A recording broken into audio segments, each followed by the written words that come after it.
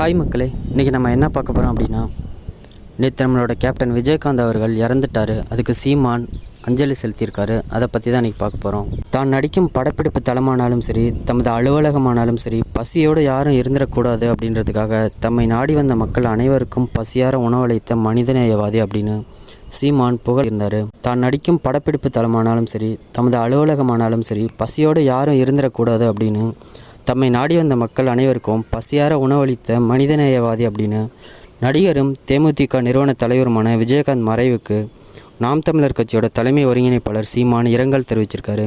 இது தொடர்பாக அவர் வெளியிட்டுள்ள இரங்கல் குறிப்பு என்னென்னா, தமிழ் திரைத்துறையில் தமது கம்பீரமான நடிப்பாற்றலால் 40 ஆண்டுகளுக்கு மேலாக முன்னணி கதாநாயகனாக திகழ்ந்த ஆகச்சிறந்த திரைக்கலைஞர், தேமுதிக நிறுவன தலைவர், தமிழகத்தோட முன்னாள் எதிர்க்கட்சி தலைவர், அன்பு சகோதரர் கேப்டன் விஜயகாந்த் மறைவெய்திய செய்தி அறிந்து பெரும் அதிர்ச்சியும் மிகுந்த மனவேதனையும் அடைந்தேன்னு சொல்லியிருந்தார்.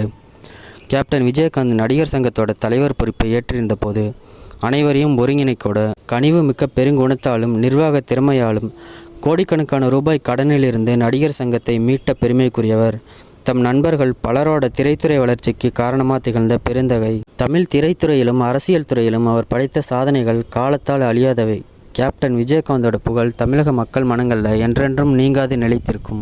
கேப்டன் விஜயகாந்தோட மறைவால் துயருற்றுள்ள தேமுதிக பொதுச் செயலாளர் பிரேமலதா விஜயகாந்த் அவர்கள், அன்பு தம்பிகள் விஜயபிரபாகரன், சண்முக பாண்டியன் மற்றும் அவர்தம் குடும்பத்தினருக்கும் உறவினர்களுக்கும் திரைத்துறை நண்பர்களுக்கும் தேமுதிக தொண்டர்களுக்கும் உலகெங்கும் வாழும் அவருடைய லட்சக்கணக்கான ரசிகர்களுக்கும் எனது ஆறுதலை தெரிவித்துக் கொள்கிறேன்.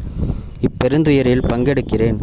அன்பு சகோதரர் கேப்டன் விஜயகாந்துக்கு எனது கண்ணீர் வணக்கம் அப்படின்னு சொல்லி முடிச்சிருந்தார். மேலும் சீமானை பற்றி நிறைய விஷயம் தெரிஞ்சுக்கணுன்னா சேனலை சப்ஸ்கிரைப் பண்ணிக்கங்க.